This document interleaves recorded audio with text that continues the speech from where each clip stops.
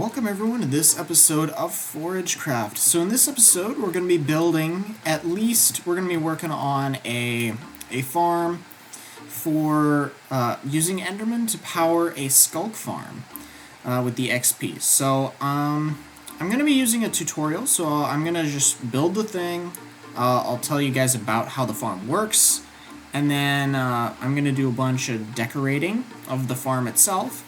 And then we'll see where we're at. We might do some other things in this episode, but we'll see how the time goes with that, along with other things that I have going on. But I'm hoping to get the farm done so I can knock another one off of my list. So I'll catch you guys when I've got the farm built. So I'll catch you guys in a second.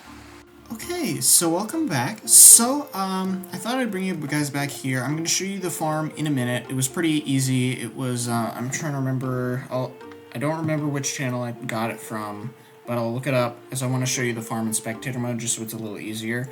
But I upgraded my hoe to netherite. I named it Sculk Bane, because why not? I'm gonna look up the video I had, the tutorial, and then I'll show you guys what we're doing in spectator mode in a second, so we'll catch you guys in 1 sec. Okay, so we're back. The tutorial I looked up was by ForageCraft. It is extremely efficient, but yeah, and we're going to be flying over there. It's quite a ways out. I believe it was 130 blocks at least away from any other solid blocks.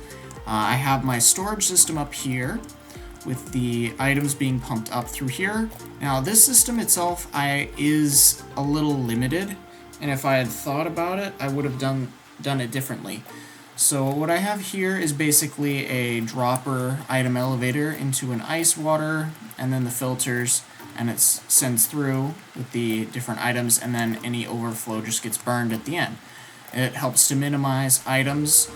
But if you wanted to do this a little more efficiently, what you could do is have a bubble column and have two, as I have each side pumping into it. That's loud. Pumping into that one, and it gets kind of blocked up. So if you wanted to make it a little more efficient, I'd recommend doing a water bubble column on both sides, pumping in with the droppers, which I've used before. We have down here the timer for sending the items up and the water elevators coming down. So we have the spawn platform, which is an 11 by 11 square with a little endermite in the minecart. With this here, what funnels the enderman in when I am not in spectator mode. It's very, very, very, very, very, very, very efficient. Down here, I basically copied the exact same design that ForageCraft did, except I've noticed that I haven't been getting any XP because I haven't been killing any of the Endermen, so I added in this little XP machine with a 32 tick delay, so it drops one every little bit, so you get another one. We have these stone generators here, the Sculk catalyst, which activates this spreading system here, and we have extra wall in, and the same thing on the other side. We have the collection system. This is okay. I've noticed sometimes the minecarts stop, which is not good, but whatever. And I had to get in there and bump them.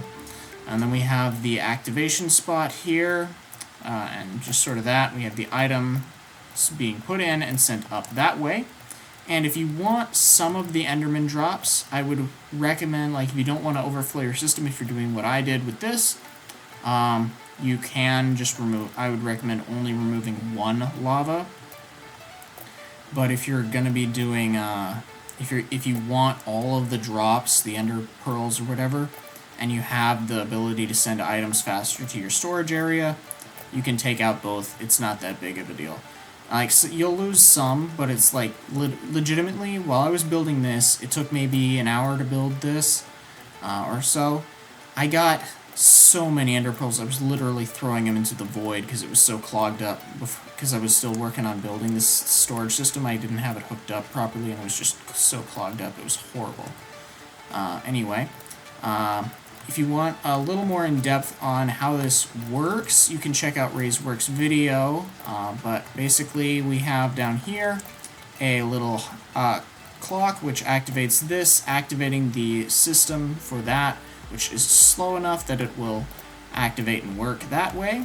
We have the collection system, which hooks up to those hoppers there, the mine carts there in that way. It works like that. Let's see, what was I thinking? If you wanted to trade this out, you could probably do a single minecart with all of these being hoppers, and you could just do one long track if you wanted to do that. Though I'm not sure if that would impact your rates much, as I haven't tried it. Up here we have the redstone going in there, and the cauldrons are basically a non-movable block that doesn't allow items to clip and doesn't allow the extra sculk to grow on it. The glass too as well, and all that fun stuff, and yeah, it's a very, very simple farm. Don't forget the dripstone, very important, that helps increase the damage of the mobs, and we have this timer here going. Just make sure that when you have this, if you don't want the XP going all the time, you flip this lever here. This will deactivate this dispenser, so that you don't waste any extra XP. If you have this loaded, I forgot to flip the switch, whatever. But yeah, definitely flip that switch. But anyway, if you keep an eye on your durability. If you don't have a max level netherite hoe with unbreaking, it may not be as good. But anyway, so basically, I'm thinking for the rest of this episode, I want to work in the end for a little bit, get a nice change of pace. I want to do some work on revamping this. I most likely will not finish, because this is a lot of blocks, because I want to mine out all of this, collect all of it, including the pillars and all that fun stuff. I did some procedural mapping, which is pretty nice, because these are actually really well lined up. Not the corner ones, they're not perfectly mirrored, but the rest of them are pretty well lined up in a pattern, so I can do things based off of that. Although, actually, I think it might be better lined up than I think. Anyway, I want to do basically a large arena in here just to make it a lot easier to fight the Ender Dragon, and then maybe, like, I'm not sure if I want to have all of these, the second end portals, just around, so I may end up doing a bunch of fights for the Ender Dragon before I do all of this work, but I'm not sure if I want to do all of that before, because I think it might be a good idea to work on clearing this out after I get all those in, just so I can build all that ring as well at the same time.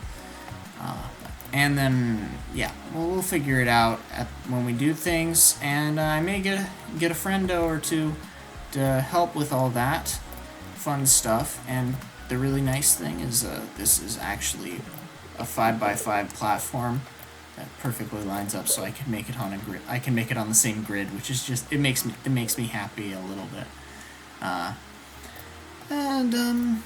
Yeah, so I guess we're gonna see what goes on next.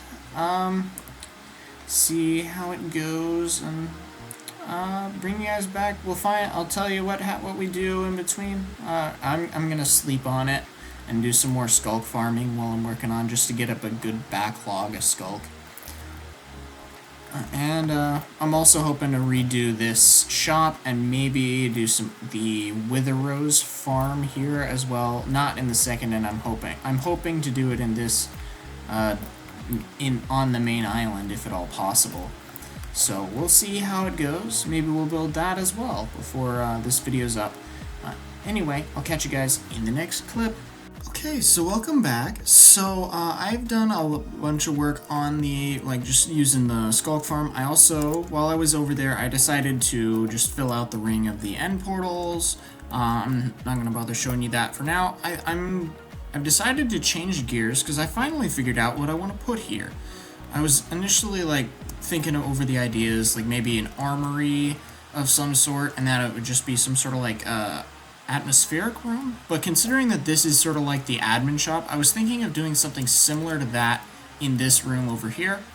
I'm thinking of adding in a special way to advance past the normal, like, efficiency 5. Like, efficiency 5 is nice, but it's just a little too slow for my taste. Like, if I have the ability to go beyond that and just, like, XP, completely renewable. So basically, let me just walk you through my thinking. So, mending allows tools to be repaired, correct? Yes. Then, if you have the ability to repair tools, and then all you need for that is XP, which is technically renewable in a bunch of different ways, either a mob farm or trading with villagers. Let's say we're doing the trading with villagers for the enchanted bottles, right? We're using that as the source. You need emeralds for those. Emeralds are technically renewable in a bunch of different ways, which you can get by trading with other villagers. You can have an infinite supply of them, or you can have them with a raid farm, or whatever. Then, if you take it another step further, if you want to have, let's say we have a buttload of stone, which is a resource I've been collecting a ton of, and you want to use that because you can trade stone for emeralds, and stone is also farmable through smelting and TNT farm, that sort of thing. So technically, having a infinite XP is totally possible in the game. So, in my mind, I think it's fair, because it's literally just saving me a little bit of time, and I'm still going to have to buy the books anyway, to have the ability to have sort of like a trader shopping system in here, so that I can take 2 efficiency 5 books and turn those 2 efficiency 5 books into an efficiency 6, and then I take 2 efficiency 6 books and turn them into an efficiency 7, and so on and so forth, all the way up to 10. So that's what I think I'm going to work on here. This room may take me to the end of the week. I'm not 100% sure. I probably won't have enough time to do any of the terraforming around it, but at least I'll have it in place. And I'm also thinking of putting in the couple traders related to the new update that's coming out in not very long. I'm looking forward to working on that with the shards, the armor trims, and other things that can't be obtained without structures, such as sus gravel and sand, and the sniffer egg and other things that can't be obtained, because as we know, or if you haven't been watching the series for very long, well, there are no structures in this world, which is unfortunate, but we can work around this by adding in other things to just adapt it and make sure it does work. So that's what we're going to be working on, and I'm hoping to add those in once the server gets updated to the new version, and having all that fun stuff. But I want to have the room built beforehand. I feel like I want to work on this right now so I can have that done sooner rather than later, and not have to wait super long for the armor trims to make myself look fancy, or more fancy. So I guess I'm gonna just cut ahead, and we'll see how it looks, and I'll bring you guys back when I have the room completed.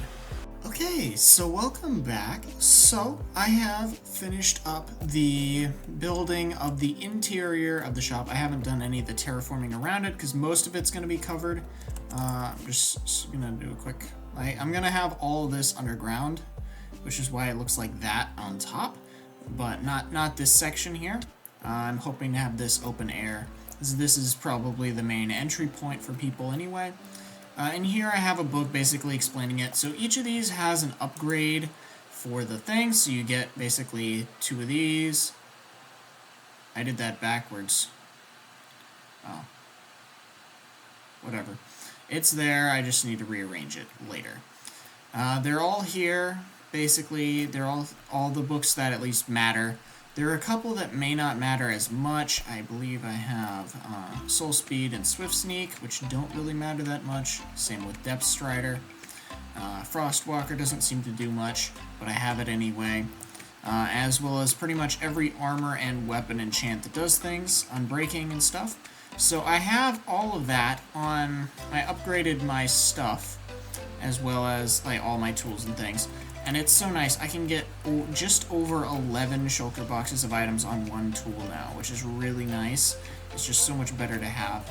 And for the, yeah, it's just so nice. And I also, for players who may or may not have time to want to farm up all the XP, they can spend their netherite, plain netherite stuff, along with a ton of diamonds to get a set of the maxed stuff and just have it.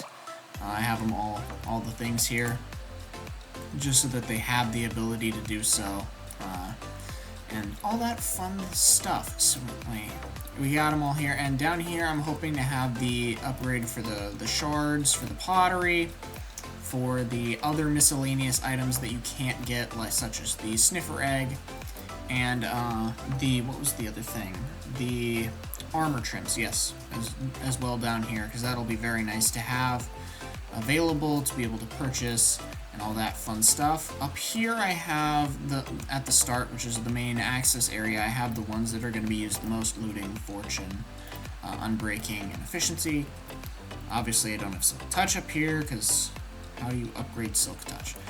Anyway, I have all these things here. We got all of that in place, and in between, while I was farming the books to get and stuff, I was working on, so unfortunately, due to issues, these books cannot be applied directly to the tools and weapons, so I had to do an enchantment workaround. So basically, once I get the book, then I can feel free to get rid of the book and then use a command to enchant the tool. Those shoppers are basically just a workaround if you lose all your stuff, or if you want to just buy the thing straight up rather than having to ask me to run the command. And that's basically what this book explains, all that fun stuff. So, yeah, I think this looks half decent as a admin shop goes. I'm planning on putting more of the pottery and other things in here. I may put in a railing here, but I'm kind of liking the open floor plan that we have going right now. I'm hoping to put in a bunch of the pots once they come out in the next update, which is very soon, which I'm super excited for, and hopefully... So, I watched B-Dub's video, and apparently the pots are considered entity blocks, which is dumb. Their only function is that they break into their shards. That's their only function, aside from looking nice. Why do they have to be entities? Literally, walls are not considered entities, and they have a smaller hitbox. Barrels are not considered entities, and they are a storage item. So why do pots have to be, why are they considered entities? That doesn't make any sense. Why they disappear if you get far enough away from them? That's absolutely stupid. They should not be considered entities, and should be considered a solid block. I get why chests aren't, because they're not animated, but literally pottery only has one function, and that's to look nice, and they can't even do that from a distance. Like, seriously. I get why chests aren't. They have an animation, but pots don't. They don't even have any item holding capabilities, which is honestly a loss, and you can't put any tall flowers or plants in them, which is also a loss. You can't put liquids in them. You can't use them with redstone, aside from decoration or some possibly immovable block. I'm not 100% sure if they're immovable, which would be nice, but I guess it would make sense that they wouldn't be, considering they break into their shards. I assume they don't if you use a silk touch, but they just like instant break and they're dumb. No, I don't get why they're considered entities. So basically for me, they're going to be based interior decoration only, unless it is changed before the next update, which I guess we'll find out when it comes time. So, in between, while I've been working, I've been in the end collecting things. I've been mining some obsidian and endstone, and I got almost a full chest worth of shulker boxes of endstone just from shaving off the top and making it flat. So I'm going to head on over there and record the last little bit of this episode before we end off over there, just to show you what we got. I've been kind of working on the farming some chorus fruit while I was there, just because it's endstone, may as well. And I want to, so of course, the Purple blocks is another one of the blocks that cannot be broken by the Ender Dragon, which is very nice. So that gives me a little bit more of a dynamic palette to work with when I'm revamping the Ended Dimension. So I am looking forward to all of that fun stuff. So I'm just gonna cut and bring you guys back when I'm in the end. Okay, so we're back, and I'm gonna jump in the portal now. There we go, and we're just gonna kind of walk through. It's quite Enderman-y here, so I'm gonna try and keep my eyes glued. So we're gonna just hop over here to the bridge over to the Enderman Sculk farm, and I moved the shop, the admin shop that I had in the end for the elytra and things over here, and I have a map that I had of before.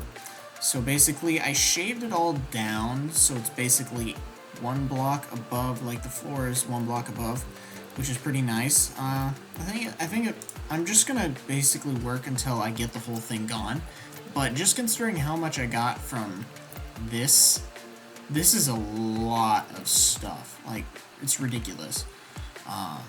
And also, fun fact I found out, so I wanted to test if the purple stuff was breakable by the Ender Dragon. So I put down a whole bunch, and then I respawned the Ender Dragon to test it because I couldn't find any good resource like knowledge online.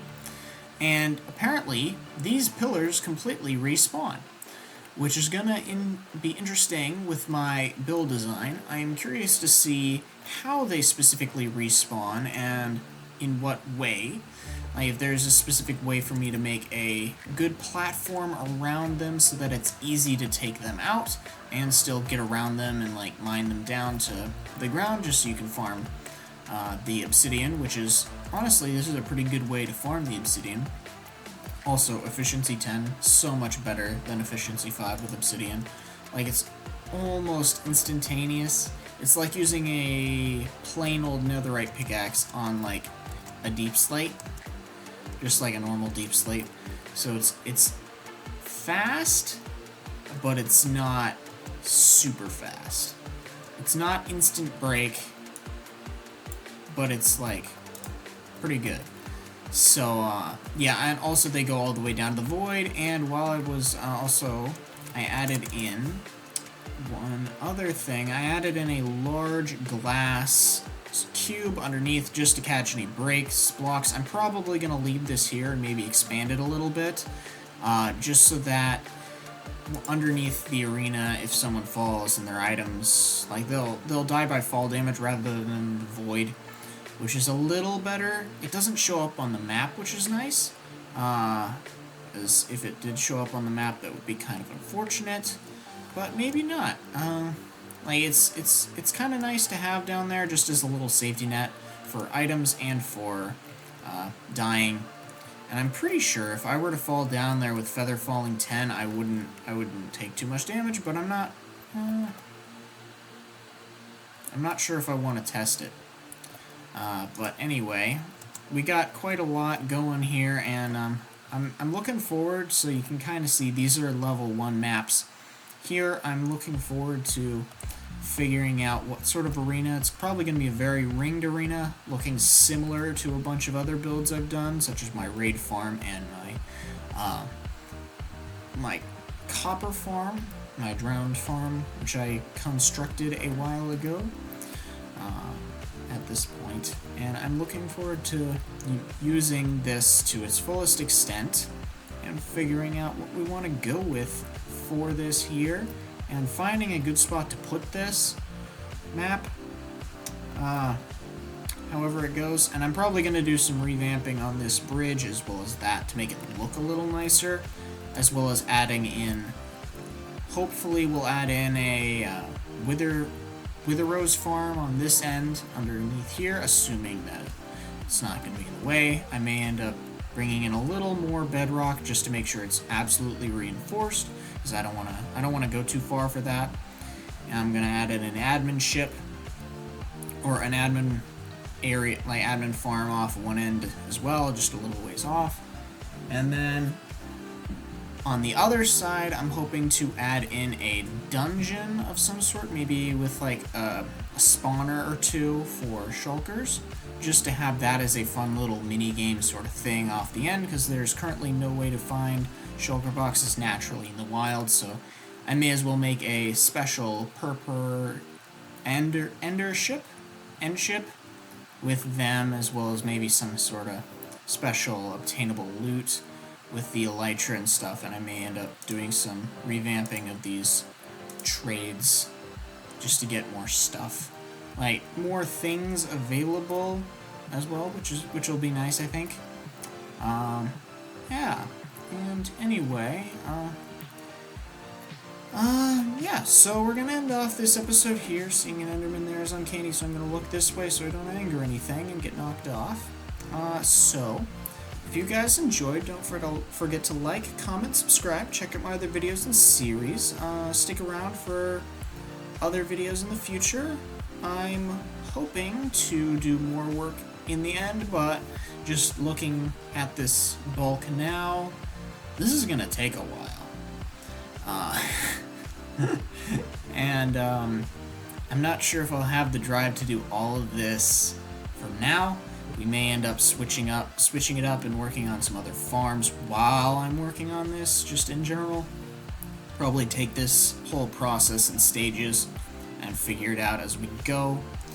And yeah, don't forget to like, comment, subscribe, and I hope to see you guys in the next episode. Bye.